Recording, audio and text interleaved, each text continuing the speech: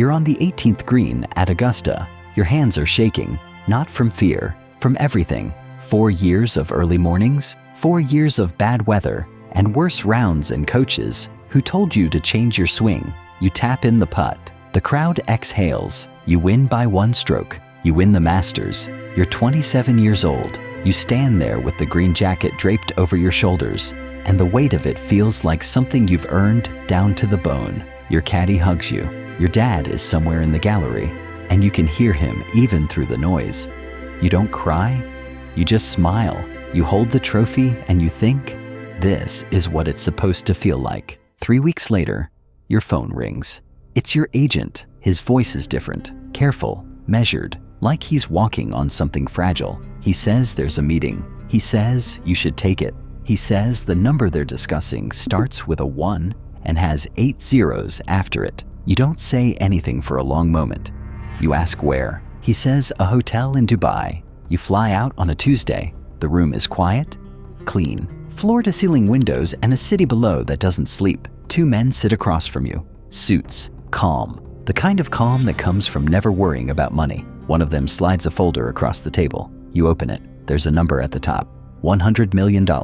Guaranteed. No cuts. No stress. 54 holes. Smaller fields. Team format. He says you'd be set for life. He says your kids would be set. He says their kids would be set. You close the folder. You slide it back. You tell them no. Oh, they look at each other. One of them smiles. He asks if you'd like some time. You say you don't need it. You stand up. You shake their hands. You fly home on a Wednesday. Your agent calls you 15 times before you land. You don't pick up. Here's the thing. The decision felt clean in that hotel room. Easy, even. You had just won the Masters. You had momentum and ranking points, and the whole season stretched out ahead of you. LIV had no OWGR points, no major qualifying pathway. You'd worked too hard and too long to disappear from the rankings. That part made sense. The math was simple. The math gets complicated later. 6 months pass. You miss the cut at the US Open. Your swing falls apart in the 3rd round. Your back starts talking to you in a language you don't like. You hire a new trainer. You fire the trainer. You hire another one. You're grinding through Thursday qualifiers and Tuesday practice rounds. And the grind is the same grind it always was. Except now you know there was a door with 9 figures behind it, and you closed it yourself. You don't regret it. You just know it's there. At night sometimes, when your back aches enough to keep you awake, you wonder what the alternative would have looked like, whether the money would have been worth the trade-off. Your agent calls again. The offer is still open. Same number. They're patient, he says. You tell him you're focused on the FedEx Cup. He goes quiet. Then he says he respects that.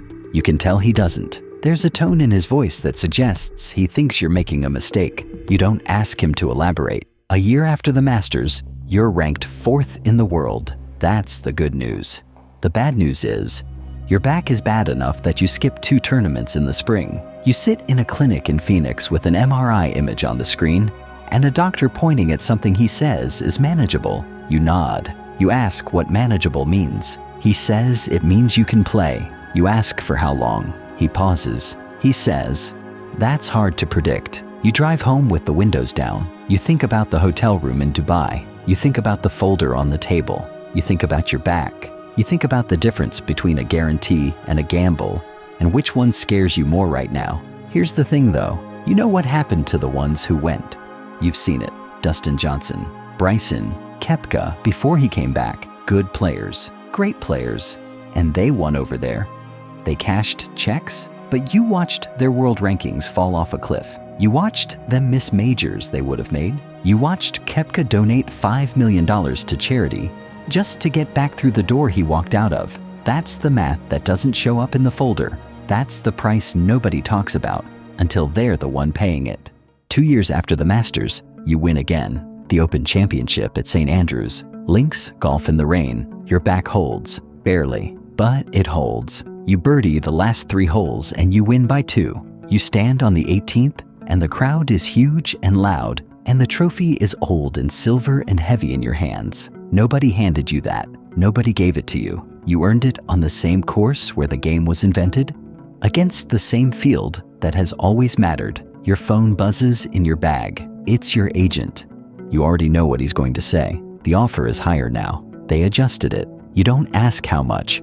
You put the phone away, you go take pictures with your family. This is what matters now. 3 years in, the PGA Tour signs a new framework deal. More money, player equity, a bigger cut of the revenue, things your union spent 2 years fighting for, things that wouldn't have changed if everyone had just taken the check and left. You're not political about it. You don't make speeches, but you notice. You were part of the reason the leverage existed. Your back gets worse in year 4. Surgery, 8 weeks off. You watch golf on TV from your couch like a normal person. It's strange. You eat too much.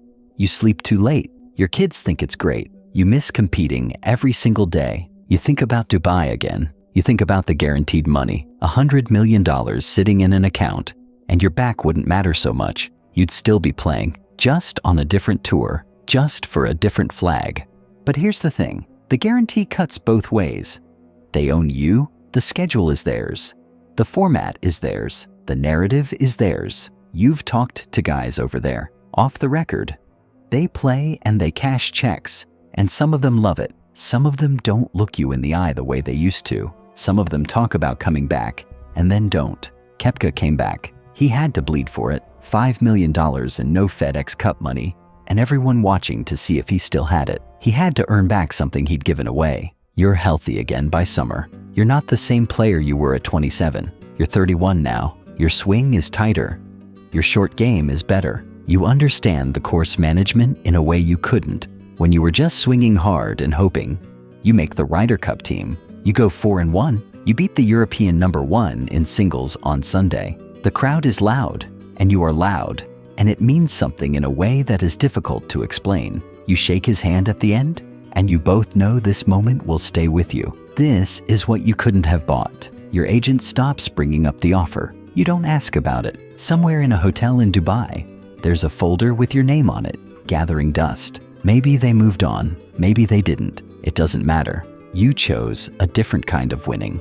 You play the Masters again at 32. You don't win.